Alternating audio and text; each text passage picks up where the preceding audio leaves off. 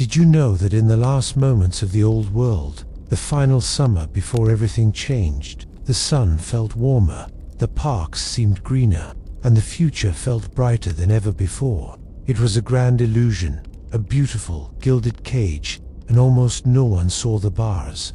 It's a bit like wearing a fantastically stylish, yet impossibly tight corset. You look fabulous, but you can't quite take a deep breath before you get too comfortable. Go ahead and like this video and subscribe to the channel to encourage me to make more content like this. Also, let us know where you're watching from and what time it is there. Now, dim the lights, and let's begin tonight's journey. You are here, in the summer of 1914. Take a slow, deep breath. The air is thick with the scent of coal smoke from a distant train and the sweet perfume of blooming flowers in a city park. You are walking along a cobblestone street, the gentle clip-clop of a horse-drawn carriage, a steady rhythm against the excited chatter from a nearby cafe. New electric lamps are beginning to dot the urban landscape, casting a golden, promising glow as dusk settles. It feels like the dawn of a new century, a time of invention, art, and boundless potential. The world feels connected, with telegraph cables humming under the oceans and great steamships closing the distances between continents. Everything feels solid, permanent, and prosperous.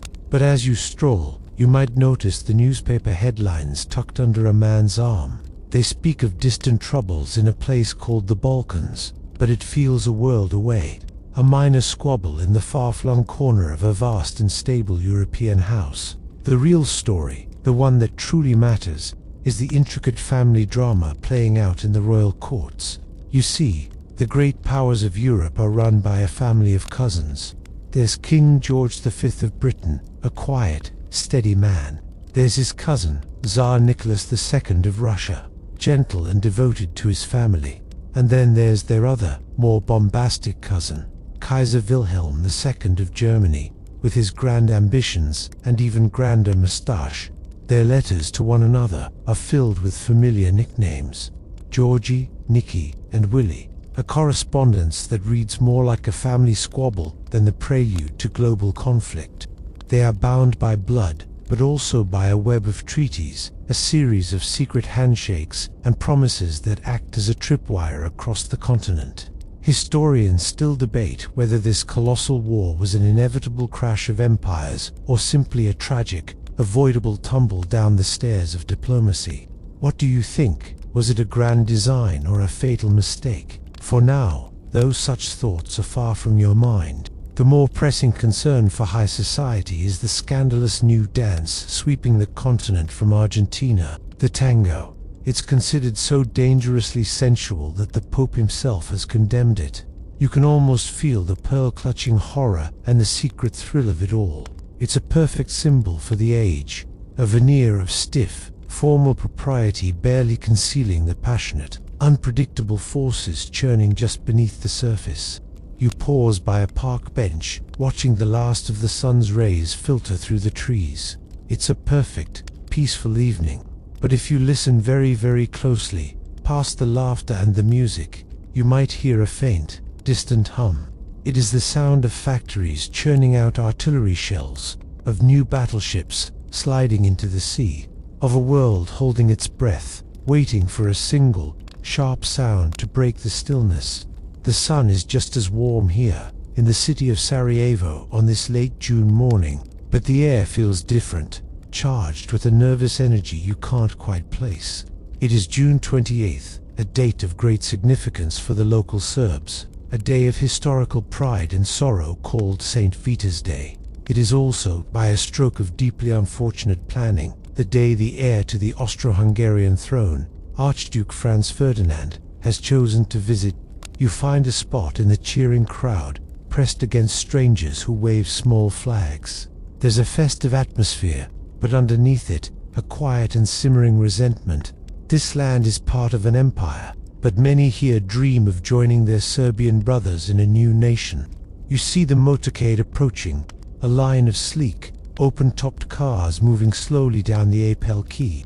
In the second car sits the Archduke, a formidable man with a proud moustache, dressed in the brilliant blue uniform of a cavalry general. Beside him is his wife, Sophie. You watch them, and they seem surprisingly content, almost happy. This is a rare occasion for them. Because Sophie was not of royal blood, she is usually hidden away at official events. But today, on their wedding anniversary, protocol has been relaxed. She's allowed to sit beside him in public, and they smile at each other. A private moment in a very public spectacle. They are unaware that scattered throughout the crowd you are in, several young men are waiting, their pockets heavy with bombs and pistols, their hearts pounding with a fervent, violent patriotism. They are barely men at all, just boys, consumed by an idea. Suddenly, there is a loud crack, not a gunshot, but something different. A dark object arcs through the air and bounces off the folded-down roof of the Archduke's car, landing in the street behind it. The explosion is deafening. Smoke billows, people scream, and the car behind the Archduke's is wrecked, its occupants wounded. The assassins are surprisingly clumsy. One of them, having thrown the bomb, swallows a cyanide pill and jumps into the shallow river. The pill is old, however, and only makes him vomit violently before he is dragged, sputtering, from the water by the police. It's a moment of dark, almost comical failure. The Archduke's car speeds away, and for a moment, it seems disaster has been averted. The day can be saved. At the town hall, Franz Ferdinand is furious, but his anger quickly gives way to concern for the men injured in the blast. He insists on changing his plans. He must go to the hospital to visit them. What makes a person, in a moment of such personal danger, choose compassion over self-preservation? It is a noble, human impulse, but it will seal his fate. The driver, confused by the new route, takes a wrong turn onto a side street. He tries to reverse the big, cumbersome car, and the engine stalls. It stalls directly in front of a small cafe, where another of the assassins, a young man named Gavrilo Princip, had gone, defeated, to buy a sandwich. He looks up, and he cannot believe his eyes. There, just feet away, is his target. He steps forward, raises his pistol, and fires 2 shots. The sound is small, almost lost in the noise of the city, but the silence that follows is immense. Those 2 small sounds are the last sounds of the old world, an echo that will grow into the roar of a global war. The 2 small gunshots in Sarajevo do not immediately create a roar. Instead, they create a profound and spreading silence, followed by a frantic, high-pitched hum. It is the sound of the telegraph machines clicking and chattering across the continent like a billion frantic insects. You are in the heart of this network now, an unseen guest in the hushed, wood-paneled offices of Europe's foreign ministries. The air is stale with cigar smoke and the scent of sealing wax. Urgent messages arrive in sealed pouches, their contents whispered from one diplomat to another. For a month, the world holds its breath, caught in what will become known as the July Crisis. In Vienna, the mood is one of fury and opportunity. The Austro-Hungarian Empire, a creaking multi-ethnic construction, sees the assassination as a chance to crush Serbia once and for all.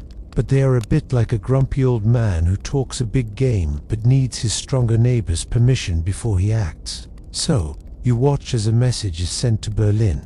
The question is simple. What will you do if we attack Serbia and Russia steps in to defend them?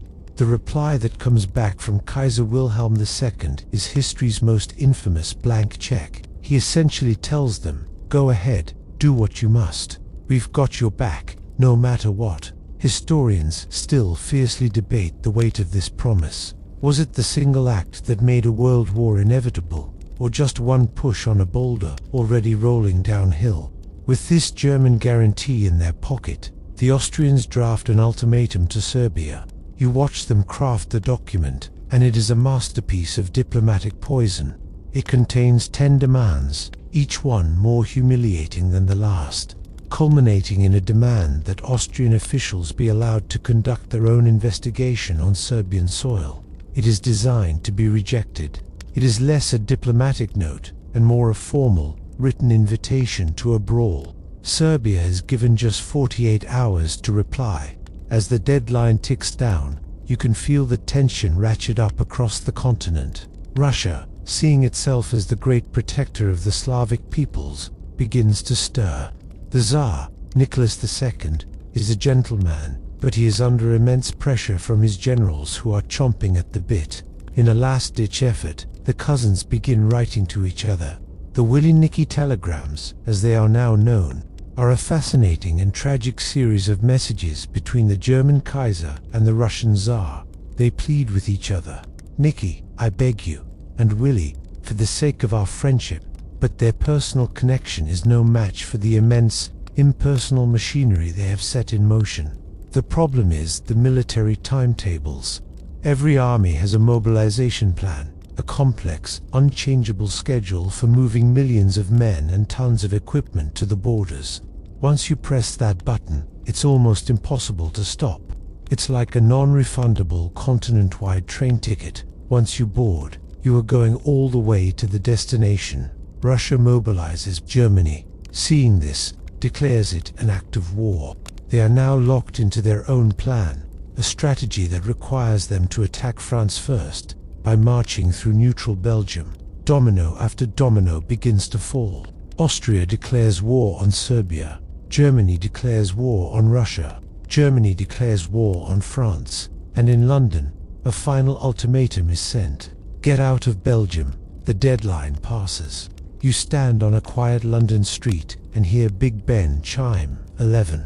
The great lamps of the city, one by one, are being extinguished. The descent has begun.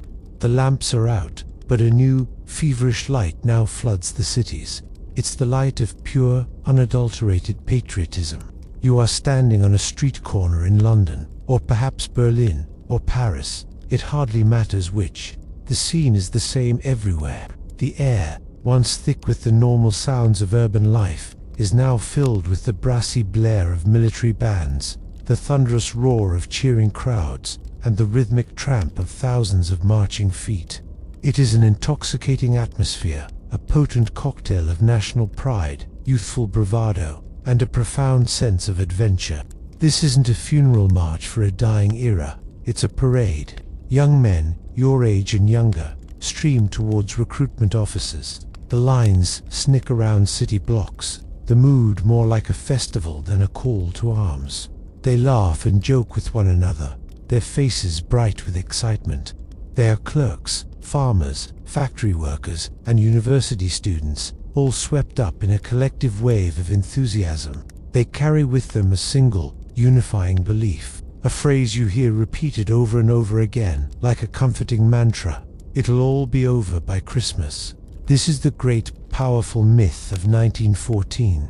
Everyone believes that modern warfare, with its machine guns and massive armies, will be too swift and too destructive to last long. The boys are not signing up for a long, grueling struggle.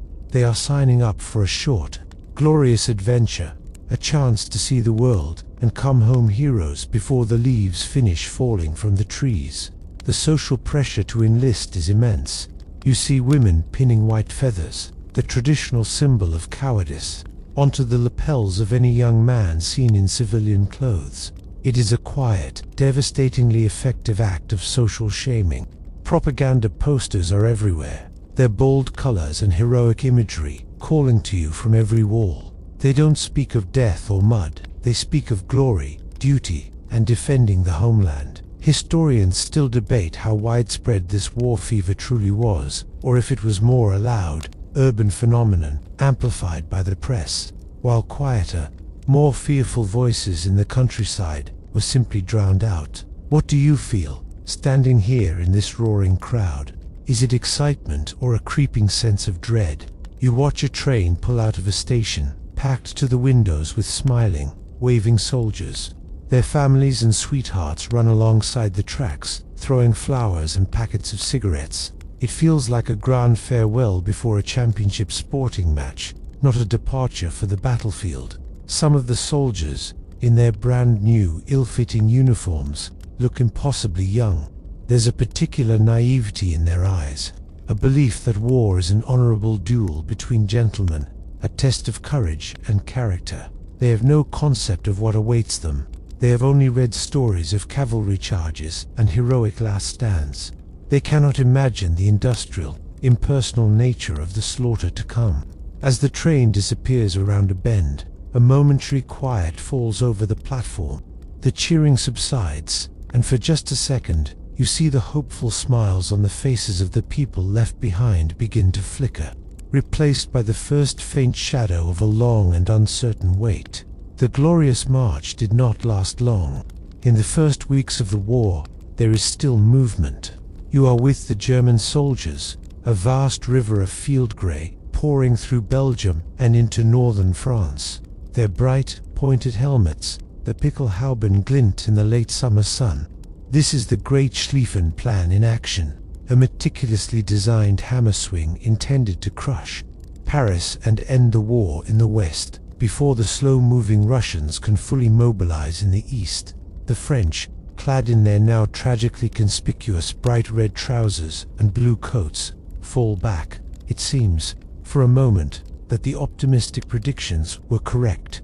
Paris is just over the horizon, but then, just as the city's spires are almost visible, the hammer swing falters. At the Battle of the Marne, the French and British armies, exhausted and on the verge of collapse, turn and fight with a desperate ferocity. You witness one of the war's first great legends, the miracle of the Marne. To rush reinforcements to the front, the military governor of Paris requisitions every taxi in the city. You see them, a fleet of some 600 rattling, wheezing Renault cabs, ferrying soldiers to the front lines. It's a moment of brilliant, chaotic improvisation, and it works. The German advance is halted. The dream of a swift victory dies in the fields along the Marne River. What follows is not a retreat, but a strange, sideways scramble. Both armies, unable to break through the other's lines, try to go around them. This is the race to the sea. Each side tries to outflank the other, pushing north and west, but every time they move, they find the enemy has moved to block them. The line of battle extends, day by day, mile by mile, stretching across the entirety of northern France.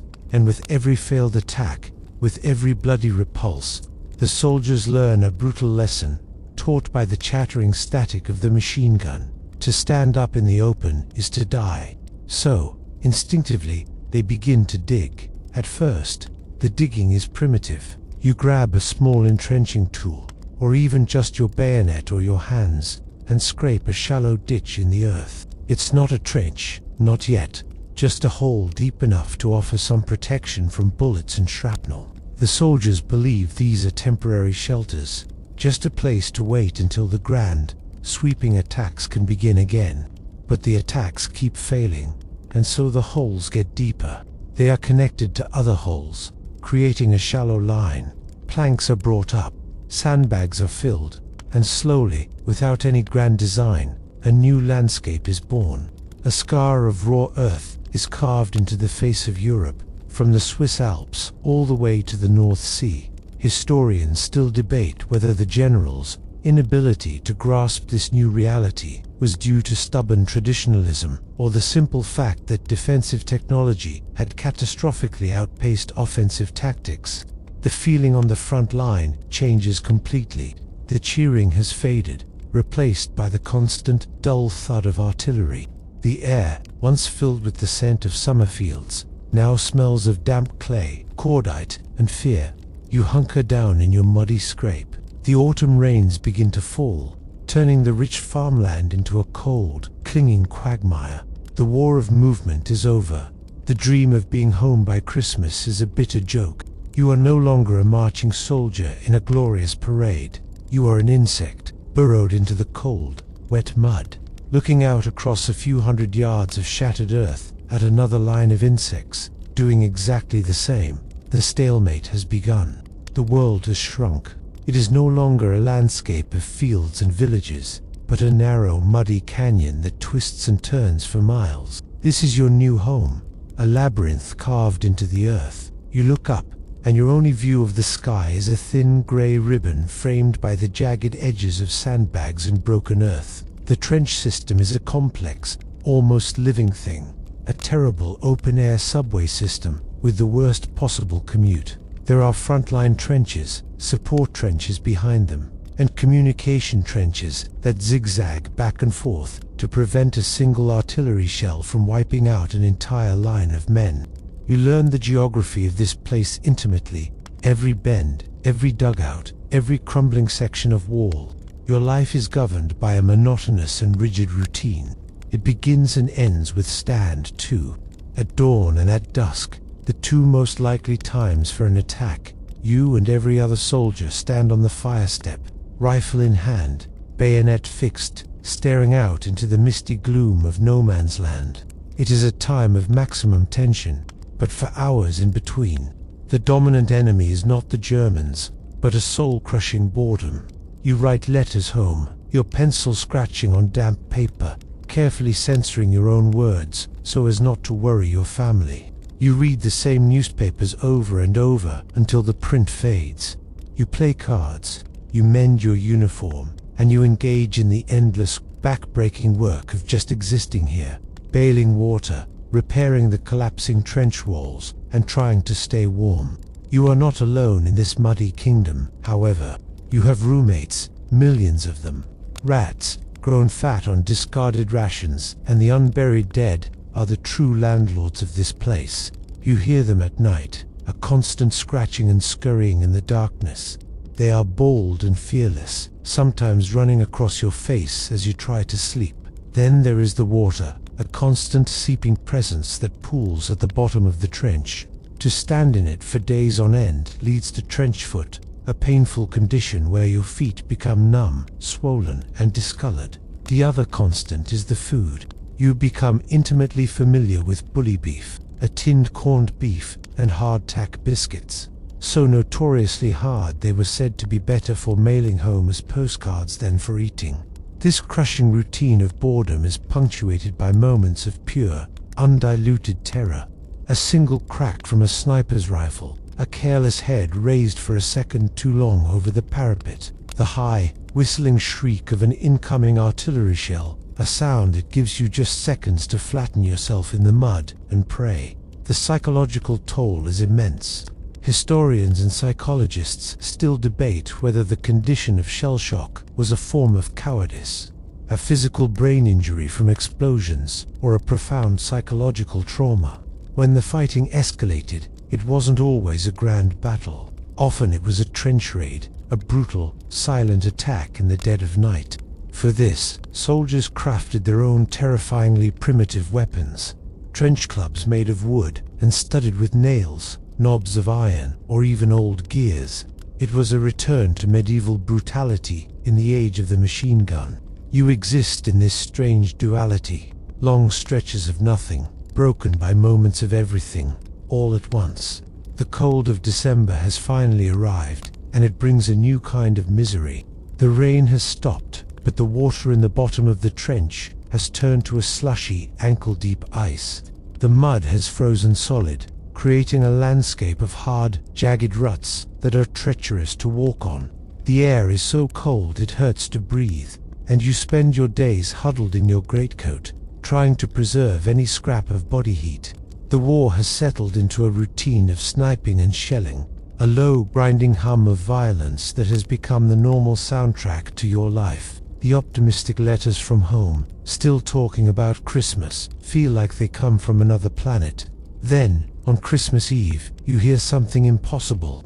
It starts faintly, from across the 100 yards of frozen, shell-pocked earth that is no man's land.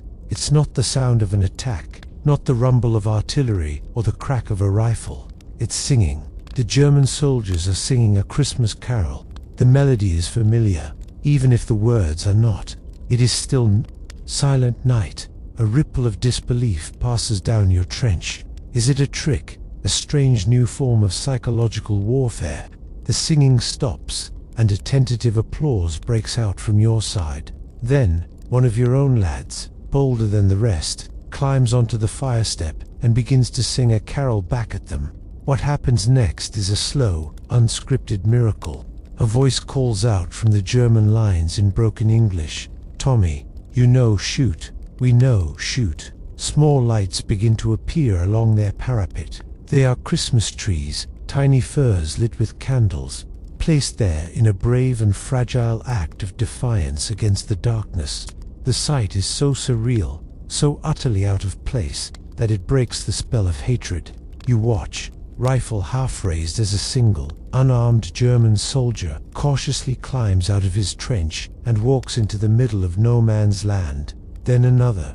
Then one of your own officers climbs out to meet them. They shake hands in the frozen mud, right next to a tangle of barbed wire.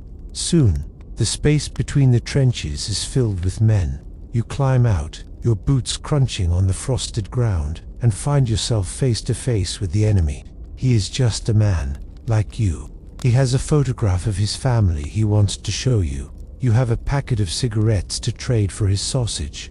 You share a drink from a flask. You laugh at each other's attempts to speak the other's language. All up and down the line, similar scenes are playing out. Historians still debate just how widespread these truces were, and whether the legendary football match between the sides was a single, organized game or a series of informal kickabouts with tin cans for balls. But the most profound activity is the shared task of burying the dead.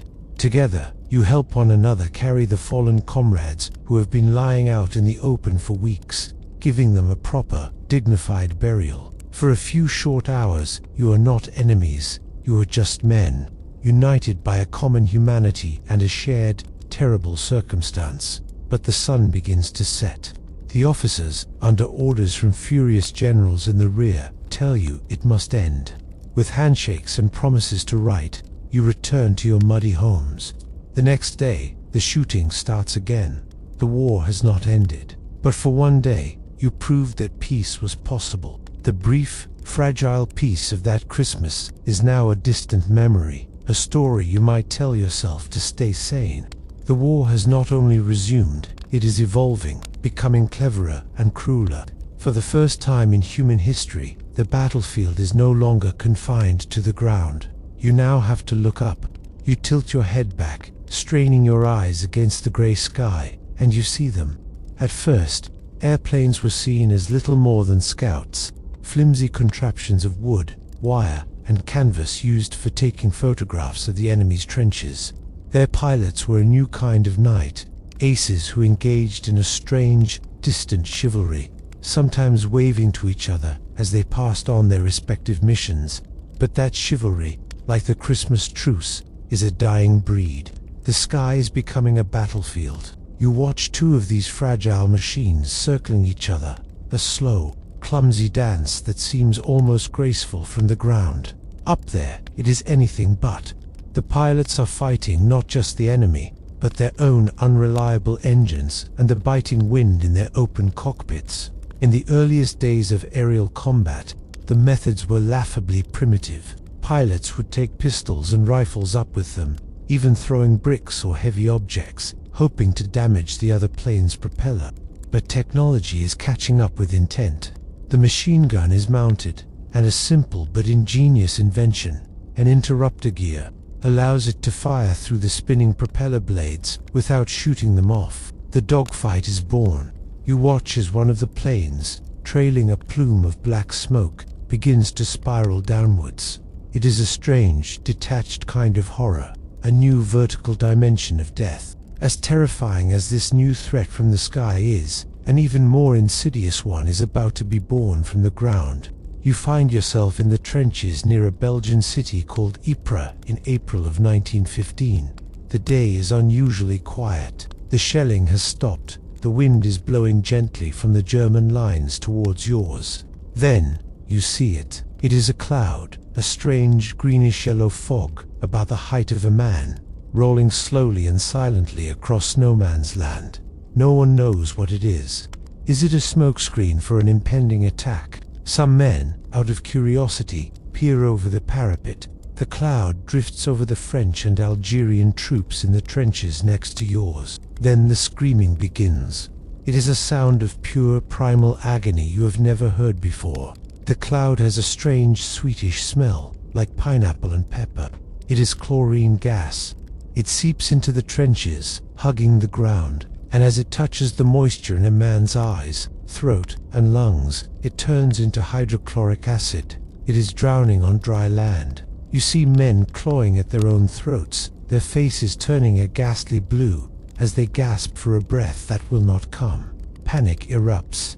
The line breaks. Soldiers abandon their weapons, their posts, their everything, and flee in terror, creating a massive 4-mile gap in the Allied line. Historians still debate whether the German High Command's failure to exploit this enormous gap was a catastrophic lack of vision or a simple failure of logistics, as they had no reserves ready to pour through. The attack was an experiment, and its success was a surprise to everyone. The nature of war has just changed again. It is no longer enough to protect yourself from things you can see, like bullets and shells. Now, the very air you breathe is the enemy. The year is now 1916. The war has found a new rhythm, a steady, grinding beat of attrition. But here, in a quiet sector of the front in France, the rhythm is about to change. You are moved to a place called Verdun. It is a place of hills and forests, dominated by a ring of powerful, modern forts. It is also a place of immense symbolic importance to the French people, and the German High Command, specifically a man named Erich von Falkenhayn, has a new, terrifyingly cold and calculated theory of warfare he wants to test here. His plan is not to capture Verdun.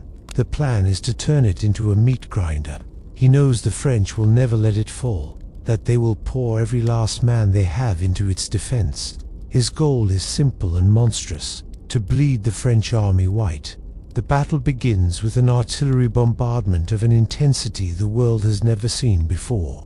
You are miles away from the front, yet you feel the ground tremble. The sound is not a series of explosions. It is a single, unbroken sound, a physical pressure on your ears and your chest. For 9 hours, over 1 million shells fall on a tiny section of the front. The forests are not just cut down, they are vaporized, turned into a splintered, tangled wasteland. The very earth is churned and rechurned, erasing trenches, dugouts, and men, leaving behind a lunar landscape of overlapping craters. This is not a battle. It is an industrial process, and human beings are the raw material. You are fed into this machine.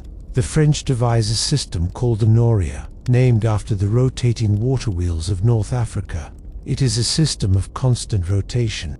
Units are brought to the Verdun front, fight for a few agonizing weeks until they are shattered and exhausted, and then are rotated out to be replaced by a fresh unit, which will then suffer the same fate.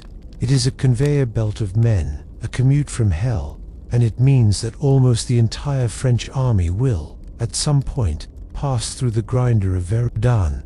There is no hope of victory here, only survival. Your world is reduced to the shell hole you are hiding in, the constant, deafening roar, and the acrid taste of cordite in the air.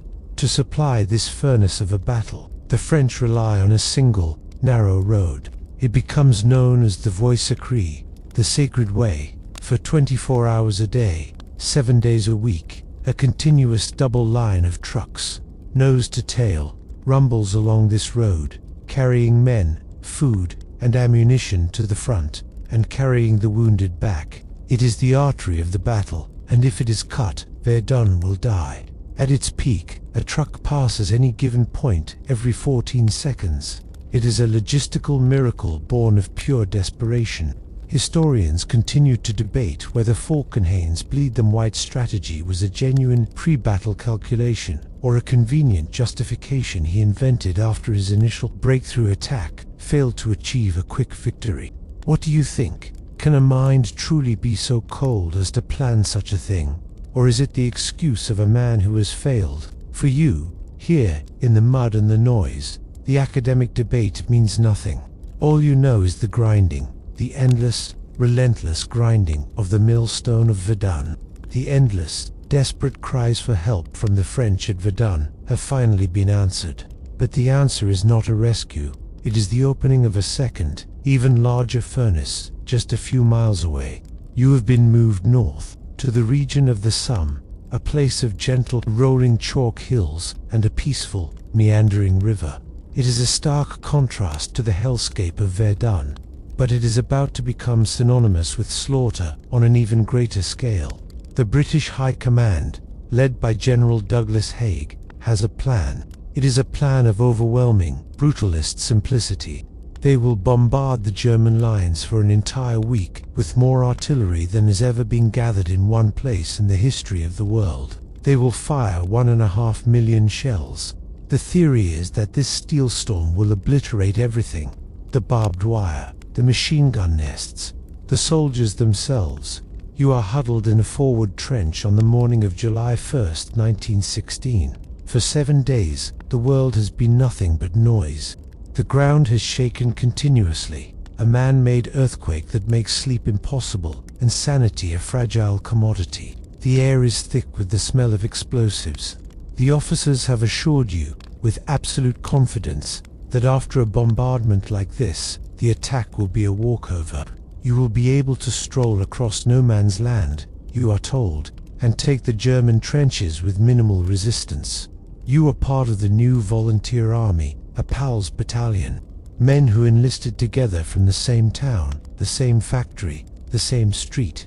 You look at the faces of your friends around you, young, nervous, but filled with a grim determination. At 7:30 a.m., the whistles blow, a shrill, piercing sound that cuts through the sudden, deafening silence as the barrage lifts. It is time to go. You climb the ladder, your hobnail boots slipping on the muddy rungs. You are weighed down by almost 60 pounds of equipment, your rifle, ammunition, entrenching tool, rations, and more. As you emerge into the pale morning light, you witness one of the most surreal and tragic gestures of the entire war. To your right, you see men from another battalion kicking footballs ahead of them as they advance. Their captain, a man named Wilfred Neville, had bought them for his men, a prize for the first platoon to kick their ball into the German trenches. It is a symbol of the misplaced optimism, a belief that this is still a game, just with higher stakes. The belief lasts for about 30 seconds. The German machine guns, which had been protected deep underground in concrete dugouts, are brought to the surface and they open fire. The sound is like a giant tearing a huge sheet of canvas. The artillery barrage, you realize, with a sickening jolt of horror, has failed. The barbed wire in front of you is not a collection of shattered scraps, but a thick, tangled, and mostly uncut web. Men are walking, as ordered in neat, orderly lines, and they are being mown down like grass. You see your friends, the men you grew up with, fall in clumps. You drop to the ground, crawling, trying to find some scrap of cover in the churned earth. The walkover has become a bloodbath. By the end of this single day, the British Army suffers nearly 60,000 casualties, with almost 20,000 killed. It remains the single bloodiest day in the history of the British military. Historians still engage in a fierce debate over the legacy of General Haig. Was he an incompetent butcher, callously indifferent to the lives of his men? Or was he a stolid commander doing his best to win a new type of attritional war for which no one was prepared? For you, lying in the mud as the cries of the wounded fill the air, the debate is meaningless. All you know is the feeling of absolute, devastating failure, and the profound, empty silence where the voices of your friends used to be. The mud and the stalemate of the Western Front have become the defining image of this war, a story so powerful it has almost erased all the others. But now, you are being taken far away from the familiar horrors of France and Belgium. You are journeying beyond Europe to see how this conflict has earned its name, a true world war. The tendrils of the European empires have wrapped around the globe, and when the mother countries went to war, they dragged their colonies with them. Your first stop is in the baking heat of East Africa. Here, the war is not one of static trenches and massive artillery bombardments. It is a war of movement, of guerrilla tactics, and of incredible endurance. You are with a small, brilliant, and utterly ruthless German force, led by a commander named Paul von Lettow-Vorbeck. His army is a tiny, multiracial force of German officers and African soldiers, known as askaris. They are vastly outnumbered by the British, Belgian, and Portuguese colonial troops hunting them. but they are never caught. For 4 years, you march with them through jungles, across savannas, and over mountains. The primary enemy is not bullets, but disease, starvation, and the landscape itself. Malaria, dysentery, and sleeping sickness claim far more lives than combat. You witnessed Leto Vorbeck's genius for improvisation, living off the land, capturing enemy supplies, and using the vast wilderness as his greatest weapon. He is a ghost, a phantom who ties down hundreds of thousands of Allied troops who could have been fighting in Europe. Next, you find yourself on a crowded transport ship in the Aegean Sea, part of a massive Allied invasion force. The target is a peninsula in Turkey called Gallipoli. The plan, masterminded by a young Winston Churchill, is bold and imaginative: to knock the Ottoman Empire out of the war with a single swift stroke by seizing the Dardanelles Strait and capturing Constantinople. It is a complete and utter disaster. You are with the Australian and New Zealand Army Corps, the ANZCs, as you land on a narrow, rocky beach at dawn. The cliffs are steeper than the map suggested, and the Turkish defenders, commanded by the brilliant Mustafa Kemal Ataturk, are waiting for you. The fighting is brutal, close-quarters combat in a maze of steep, dusty ravines. For months, you cling to a tiny foothold, unable to advance, in conditions of extreme heat, plagued by flies and rampant disease. The Gallipoli campaign is a story of incredible bravery and equally incredible strategic failure. Finally, you travel into the vast arid deserts of the Middle East. Here, the British are fighting the Ottoman Turks in a campaign to protect the Suez Canal and secure the region's oil. It is a war of camels, of long, thirsty marches, and of a new kind of rebellion. You meet a charismatic British officer, T.E. Lawrence, who would become known to the world as Lawrence of Arabia. He is not a traditional soldier. He is an archaeologist and an adventurer who has embedded himself with the Arab tribes. You ride with him and his Arab fighters, a swift, unpredictable force that wages a guerrilla war against the Turks. You help them blow up railway lines, the vital arteries that supply the Ottoman army, in a series of daring, lightning raids. It is a war of spies, of shifting allegiances, and of promises made to the Arabs of an independent kingdom, promises that will be debated and broken in the years to come. The war is being fought in places you never imagined, by people you never knew were involved. It is a conflict that is redrawing not just the map of Europe, but the entire world. You return from the heat and dust of the forgotten fronts to the cold, grey expanse of the North Sea. The war is not just being fought on land, it is being waged in a silent, deadly struggle on and under the waves. The surface of the ocean is the domain of a new kind of behemoth, the dreadnought battleship. These are the most complex and expensive machines ever created by humankind, floating fortresses of steel, powered by massive steam turbines, and armed with guns so large their shells weigh as much as a small car. Britain's Royal Navy is the undisputed master of the seas, and its primary job in this war is to blockade Germany, to slowly strangle its economy and its ability to import food and raw materials. You are on the bridge of one of these steel giants, feeling the low, powerful thrum of the engines beneath your feet. For months, it is a life of immense boredom, of endless patrols back and forth in the cold, foggy sea, waiting for a German fleet that never seems to appear. The German high seas fleet is powerful, but it is outnumbered, and its commanders are terrified of risking their precious battleships in a full-scale confrontation. Then, one day in May of 1916, it finally happens. The two greatest fleets in the world, in a moment of accidental convergence, stumble upon each other off the coast of Denmark. This is the Battle of Jutland. What follows is not a graceful naval ballet, but a confused, chaotic brawl in the misty, fading light. You hear the deafening roar as the big guns open fire, sending huge geysers of water erupting from the sea, some taller than the ships themselves. You see the flash of an explosion on the horizon as a British battlecruiser, hit in its ammunition magazine, vaporizes in a ball of fire, taking over 1,000 men with it in an instant. The battle is a brutal, terrifying, and ultimately indecisive clash. The Germans sink more ships and inflict more casualties. But when the sun rises, the British are still in control of the sea. The great naval showdown everyone had been waiting for has happened, and it has changed nothing. The blockade remains in place. Frustrated by the blockade, Germany turns to its most potent and controversial naval weapon.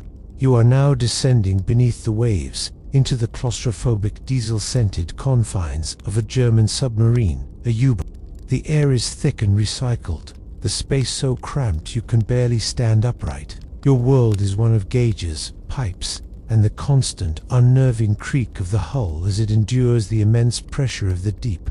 You rise to periscope depth and scan the horizon. You are a hunter in a vast, empty wilderness. The U-boat's mission is to wage its own blockade against Britain, to sink the merchant ships that are the island nation's lifeline. It is a terrifyingly effective strategy. In the early days, the U-boat commanders would often surface, allow the crew of a merchant ship to evacuate into lifeboats, and then sink the empty vessel with their deck gun. But the war is hardening. The British begin arming their merchant ships, creating coup ships, disguised warships that lure U-boats to the surface and then open fire. In response, Germany declares unrestricted submarine warfare. Any ship, military or civilian, in the war zone will be sunk without warning. It is this policy that leads to the sinking of the passenger liner Lusitania in 1915, an event that outrages the world, particularly the neutral United States. The war at sea is a lonely, hidden conflict, but its consequences will ripple across the globe, and ultimately help draw a new, powerful nation into the fight. You leave the battlefields behind, the trenches, the deserts, the cold seas, and you travel home.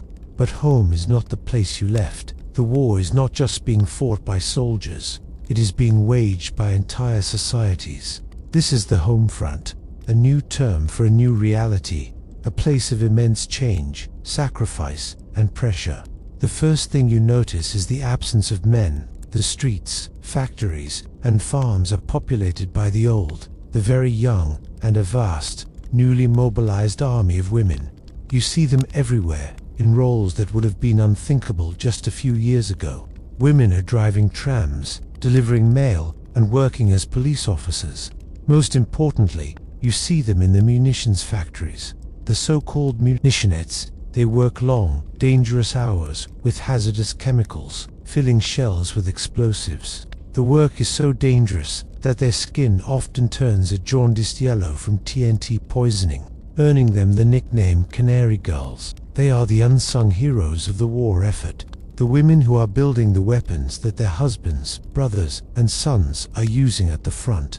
This massive entry of women into the workforce will have profound, lasting consequences, challenging traditional ideas about gender and paving the way for women's suffrage. The war has reached into every kitchen. Food is becoming scarce due to the German U-boat blockade. You see the government posters plastered on every wall, urging you to conserve. Save the wheat, don't waste bread, grow your own vegetables. Rationing is introduced, a system of coupon books that dictates exactly how much sugar, meat, and butter your family is allowed each week. Every patch of available land is turned into a garden, from city parks to backyard lawns, in a collective effort to feed the nation. It is a world of quiet, daily sacrifices, a constant, nagging reminder of the conflict raging overseas. The war is not just a physical struggle, it is a psychological one. You are surrounded by propaganda. The posters have changed from the early, heroic calls to adventure. Now they are darker, more manipulative. They depict the enemy as a monstrous, inhuman brute, a gorilla in a German helmet, to stir up hatred and fear.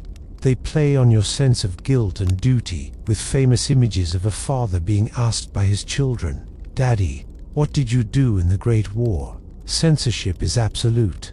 Letters from the front are blacked out, and newspapers are forbidden from publishing anything that might damage morale. The government is not just managing the flow of goods, it is managing the flow of information and the emotional state of the entire country. Historians still debate the true effectiveness of this top-down propaganda. Did it genuinely unify the population and sustain the war effort? Or did it create a deep well of cynicism and mistrust that would surface after the war, when the brutal realities could no longer be hidden? For now, you feel the immense weight of this collective effort. The war is not something happening over there. It is here, in the food you eat, the work you do, and the thoughts you are encouraged to think. Everyone is a soldier now, in one way or another, fighting on the home front. For 3 long years, you have been watching this European catastrophe from across the vast, insulating expanse of the Atlantic Ocean. You are in America, a nation officially and determinedly neutral. The war is a distant rumble, a source of grim headlines and heated debate, but not a lived reality. President Woodrow Wilson has just won re-election on a powerful slogan. He kept us out of war. The prevailing mood is one of isolationism, a deep-seated desire to remain untangled from the ancient, bloody quarrels of the old world. But the ocean is not as wide as it used to be. The German U-boats, which you remember from their silent hunts in the North Sea, are growing more desperate and more aggressive. They have resumed their policy of unrestricted submarine warfare, sinking any and all ships heading for Britain. American ships are now being sunk, and American lives are being lost.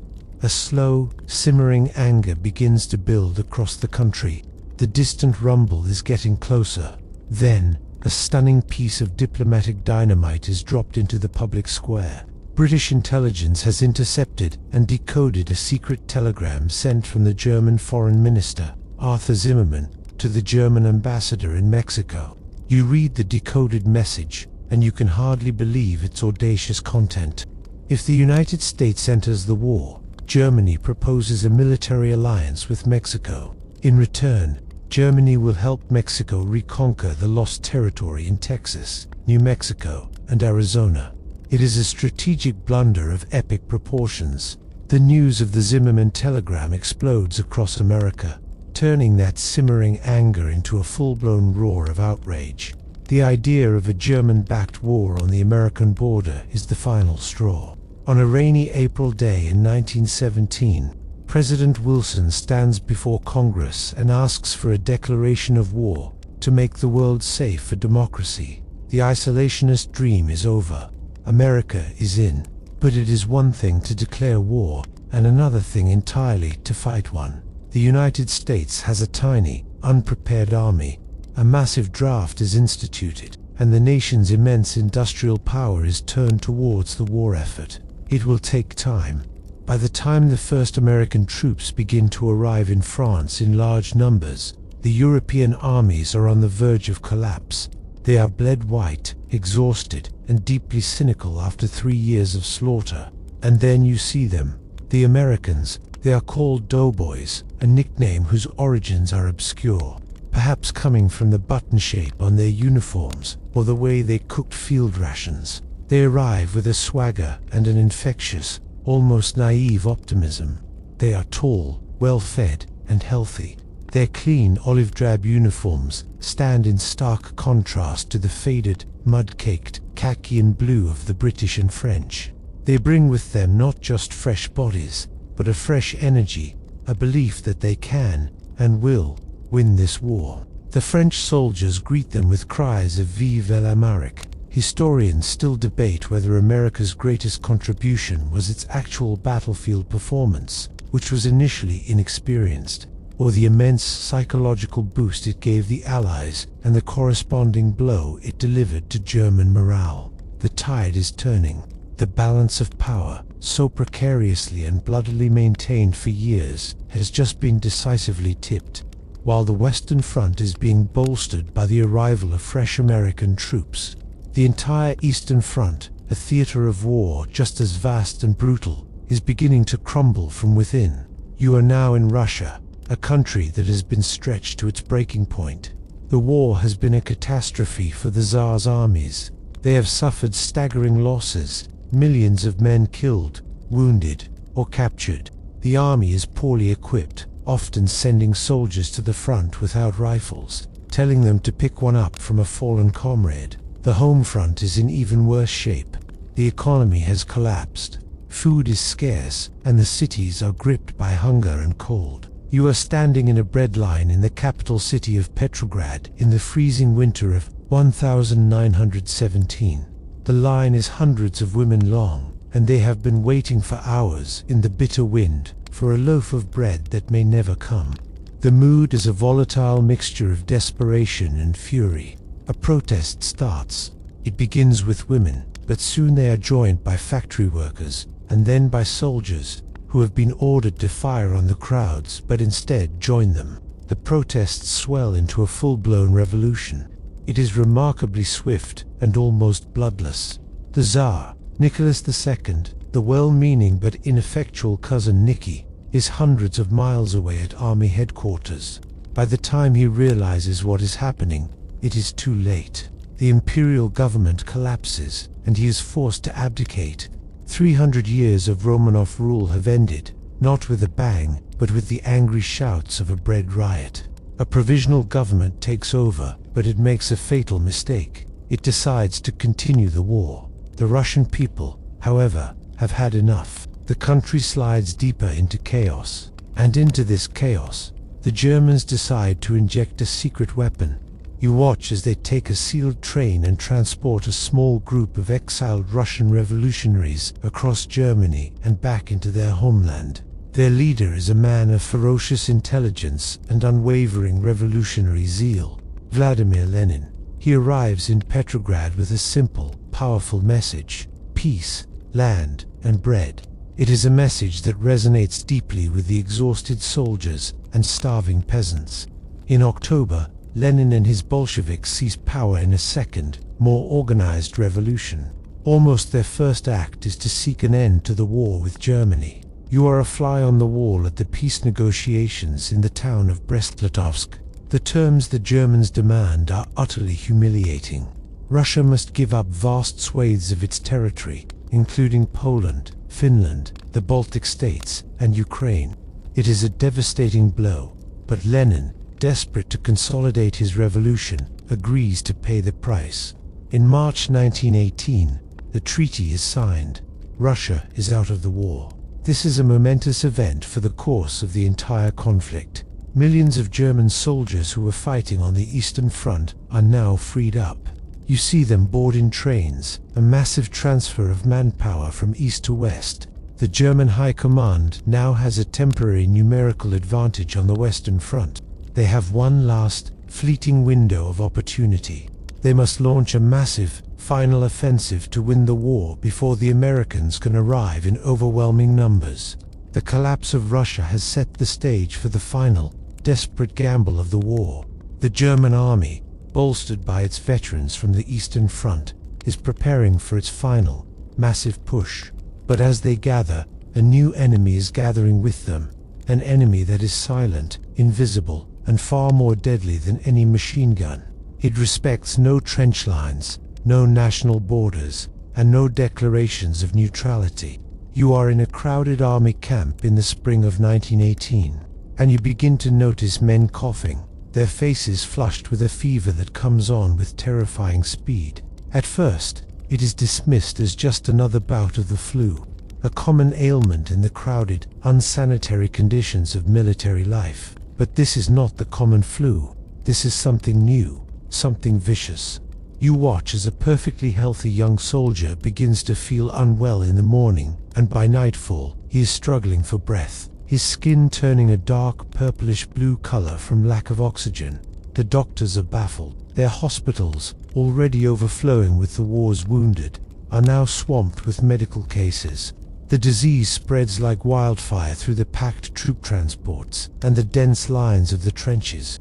It becomes known as the Spanish flu, not because it originated in Spain, but because Spain was a neutral country and its press, free from wartime censorship, was the first to report on the pandemic. The warring nations, desperate to maintain morale, hushed up the news of the devastating illness sweeping through their armies and their homelands. You travel with this unseen killer as it circles the globe. It moves with the troopships, spreading from the battlefields of Europe to the ports of America, Africa, and Asia. It is a truly global pandemic. reaching even the most remote villages in the Arctic and the Pacific Islands. It is particularly terrifying because it does not follow the usual rules. The flu normally preys on the very young and the very old, but this strain is most deadly to healthy young adults, the very people needed to fight the war and run the factories. Historians and virologists now believe this was because the virus triggered a cytokine storm, an overreaction of the body's own immune system, which is strongest in the young and healthy.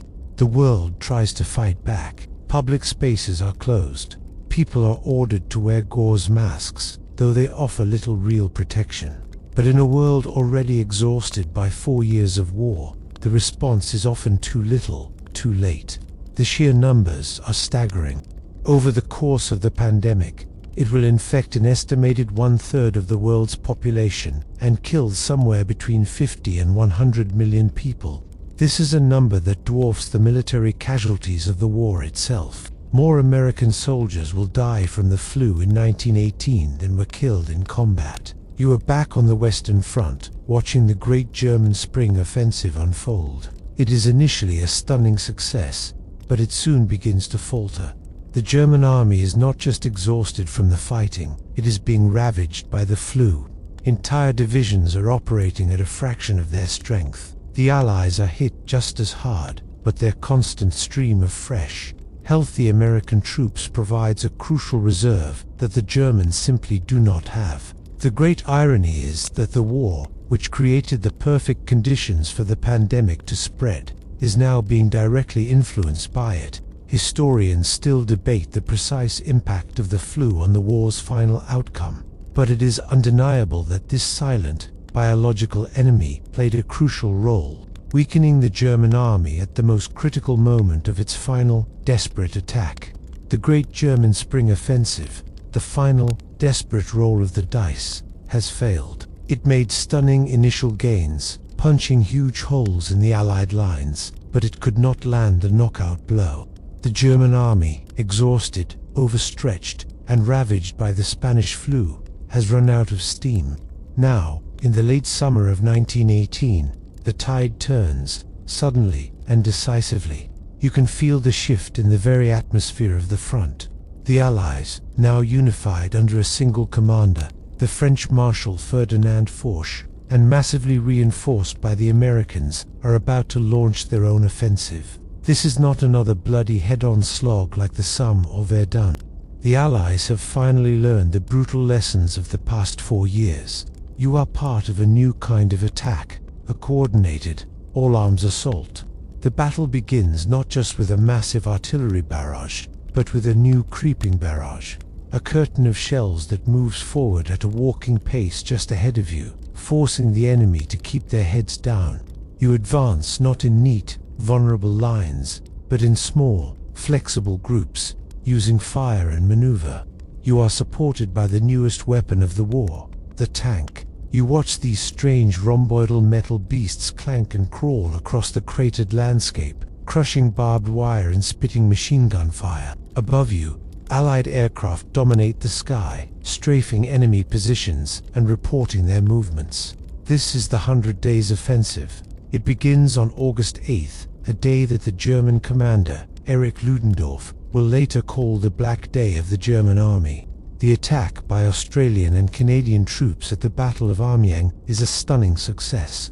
They break through the German lines, taking thousands of prisoners. The German soldiers, who have fought with such grim determination for 4 long years, are finally breaking.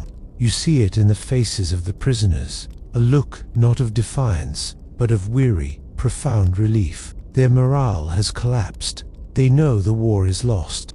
The 100 Days is not a single battle, but a relentless series of hammer blows, delivered one after another at different points along the front. Just as the Germans rush reserves to plug a hole in one sector, the Allies strike somewhere else.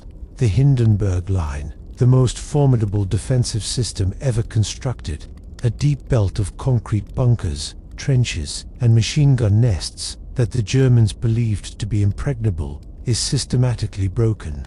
American, British, French, and Belgian forces all play their part, pushing the exhausted German army back. mile by bloody mile. You are retaking the towns and villages that were lost in the first weeks of the war, 4 long years ago. The landscape is one of utter devastation, a surreal world of skeletal trees, ruined churches, and the ghosts of a life that has long since vanished. The momentum is unstoppable. Germany's allies begin to collapse. Bulgaria, the Ottoman Empire, and the Austro-Hungarian Empire all sue for peace, one after another. Germany is left standing alone, its army in full retreat, and its home front on the verge of revolution. The Kaiser, the bombastic Willy who had pushed the world toward this conflict, is forced to abdicate and flees into exile. The end is no longer a distant hope, it is a certainty. The only question now is when, and how, the fighting will finally stop. The retreat has become a rout. The German army is still fighting, but it is a desperate rearguard action, a slow, painful withdrawal across a landscape they have systematically destroyed to slow your advance. The news from the rear is of chaos, revolution, and the collapse of the old order. German politicians are scrambling to form a new government, one that can negotiate an end to the war. The request for an armistice has been sent. Now, you are just waiting for the word. The days leading up to the end are some of the strangest of the war. The fighting continues, and men are still dying, even as the diplomats argue over the precise terms of the ceasefire. There is a sense of surreal unreality to it all. Why are you still being asked to attack a machine gun nest, to risk everything, when everyone knows the war will be over in a matter of days, perhaps even hours? Some units push forward aggressively, trying to secure a better position before the fighting stops. Others adopt a tacit, unspoken truce, a mutual recognition that there is no point in any more killing. Then, the word finally comes down the line. An armistice has been signed. The fighting will cease on the 11th hour of the 11th day of the 11th month. You check your watch. You have a few hours to go. The shelling continues, a final, pointless spasm of violence. You hear rumors of commanders on both sides ordering their artillery to fire off all their remaining ammunition, simply because they do not want to deal with the logistics of transporting it home. It is a final, thundering testament to the war's industrial insanity. As the final minutes tick down, you find yourself on the fire step, staring out across no man's land. The man next to you, a stranger you have shared this muddy hole with for weeks, is silently crying. You don't know if it's from relief, grief, or sheer exhaustion. The minutes feel like hours. You can hear the individual crack of rifles now, the chatter of a single machine gun, as the great roar of the front subsides. And then, it comes. 11 o'clock. The silence is the most profound and deafening sound you have ever heard. It is not just the absence of noise, it is a physical presence. It presses in on your ears, a heavy, ringing stillness that feels unnatural, almost terrifying. After 4 years of constant mind-numbing din, for a moment, nothing happens. No one moves, no one cheers. The world seems to be holding its breath. Then, slowly, tentatively, you see a helmet appear over the parapet of the German trench opposite you. Then another. A man climbs out, stands up straight, and looks across at you. He is not a monster, not a brute. He is just a man in a faded, grey uniform, looking as dazed and bewildered as you feel. Someone on your side throws their helmet into the air and lets out a cautious cheer. It is answered by another, and then another, a slow, rising wave of relief that ripples up and down the long, scarred line. But it is not the jubilant, triumphant celebration you might have imagined. It is a quiet, somber, and deeply weary relief. The war is over. You have survived. But as you look around at the shattered landscape and think of the faces of the friends who are not here to see this moment, you are filled with a sense of immense, overwhelming loss. The silence is not peaceful, not yet. It is a quiet filled with the ghosts of 10 million dead. The silence of the front line is soon replaced by the furious, whispered arguments of the peace conference. You have traveled from the mud of the battlefield to the glittering, almost obscene opulence of the Palace of Versailles. Just outside Paris, you are an unseen guest in the famous Hall of Mirrors. A room so grand and ornate it seems to mock the grim business being conducted within its walls. Sunlight streams through the high arched windows, glinting off the vast mirrors and crystal chandeliers, illuminating the dust motes dancing in the air. But the atmosphere is not one of celebration. It is thick with tension, distrust, and the bitter desire for revenge. The world's most powerful men are gathered here, the Big Four, to decide the fate of nations. You watch them at the negotiating table. There is Woodrow Wilson, the American president, a stern academic figure, a political idealist who has come with his 14 points, a blueprint for a new world order based on self-determination and a League of Nations. He genuinely believes he can build a lasting peace. Sitting opposite him is Georges Clemenceau, the Premier of France, a fierce old man nicknamed the Tiger. His country has been devastated, its land scarred and its young men slaughtered. He has no time for Wilson's lofty ideals. He wants one thing and one thing only, to crush Germany so completely that it can never threaten France again. Between them is David Lloyd George, the British Prime Minister, a clever and pragmatic politician trying to find a middle path, to punish Germany but not so severely that it creates a permanent powder keg in the center of Europe. And then there is Vittorio Orlando of Italy, often frustrated and sidelined, more concerned with securing the territory promised to his country than with the grander architecture of the peace. The most striking thing about these negotiations is who is not here. Germany is not invited to the table. Neither is the new Bolshevik Russia.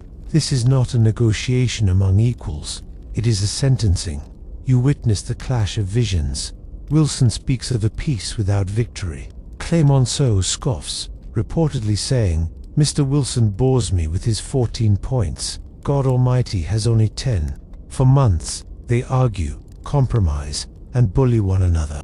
At one point, the Italian Prime Minister, Orlando, dramatically storms out of the conference when his demands for territory are not fully met, a fit of pique that only serves to weaken his influence further. Finally, the treaty is ready. The German delegation, a group of civilian politicians from the new republic, are summoned to Versailles. You watch them walk the length of the Hall of Mirrors, their faces pale and grim, the silence broken only by the rustle of papers. They are presented with the terms, and they are horrified. Germany is forced to accept sole blame for the war in the infamous war guilt clause. They must pay crippling reparations, a sum so vast it is not even calculated at the time. They are stripped of their colonies, their army is reduced to a token force, and great swathes of their territory are carved away. It is a victor's peace in its most brutal form. Historians have debated the Treaty of Versailles ever since. Was it a just punishment for an aggressor nation, or was it a vindictive and short-sighted act that created the very resentment and economic instability that would lead to another, even more terrible war just 20 years later? As you watch the German delegates sign the treaty under duress, you hear the words of the French Marshal Foch, who, upon reading the terms, declared, "This is not a peace. It is an armistice for 20 years. A long, dark shadow is being cast from this glittering room, a shadow that will stretch all the way to 1939. You leave the glittering hall of mirrors behind, the scent of sealing wax and old resentments fading as you step back into the world. The ink on the treaty is dry, but the map it has drawn is one of fresh wounds and jagged, uncertain borders. You return home, to a country that is outwardly celebrating victory, but is inwardly nursing a profound and terrible grief. The parades are over, the flags have been taken down, and now, in the quiet aftermath, the true cost of the war becomes visible. You see it on every street corner. You see the man with an empty sleeve pinned neatly to his side, the man who walks with a stiff artificial gait on a prosthetic leg, the man whose face is a mask of scar tissue, or who wears a finely crafted tin plate over a jaw that is no longer there. In London, a surgeon named Harold Gillies is pioneering a new field, what will one day be called plastic surgery, painstakingly rebuilding the faces of men shattered by shrapnel and flame. He and his team are performing miracles of reconstruction, giving men back their ability to eat, to speak, and to look at themselves in a mirror. But for every physical wound he can mend, there are 1,000 invisible ones he cannot. You see it in the eyes of the men who sit silently in cafes, their hands trembling, their gaze fixed on a point 1,000 yards away. The shell shock has come home with them. A writer, an American expatriate in Paris, will soon give this generation its name, the Lost Generation.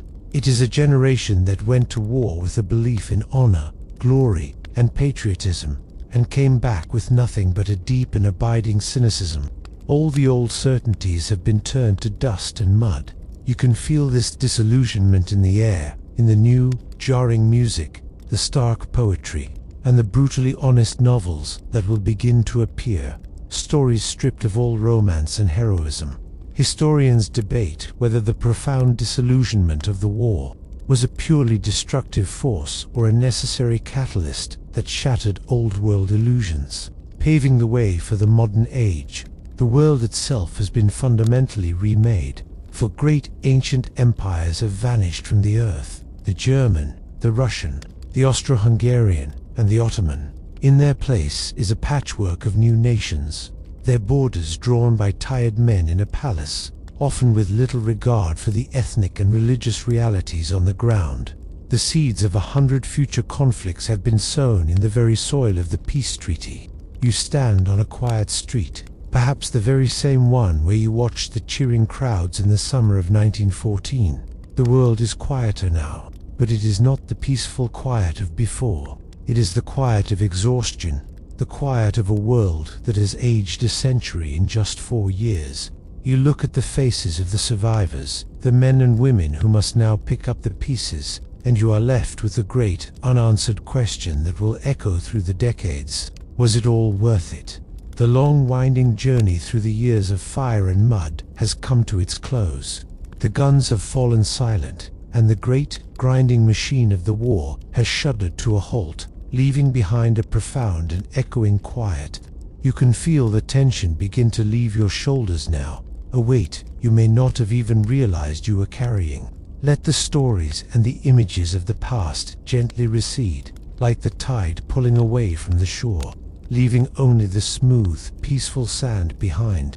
The world you have just witnessed, with its turmoil and its sorrow, is a place of history, a story that is now finished. You are safe, here and now, in the comfort of your own space, far from the echoes of that distant thunder. The air around you is still and calm, and a feeling of deep peace begins to settle over you, a soft, warm blanket for your mind. Each breath you take is slow and steady, pulling in tranquility and pushing out any lingering thoughts of the journey. The darkness behind your eyelids is a welcome and gentle friend, a soft curtain drawing a close to the day. There is nothing more to learn tonight, nothing more to see, only the gentle descent into a deep,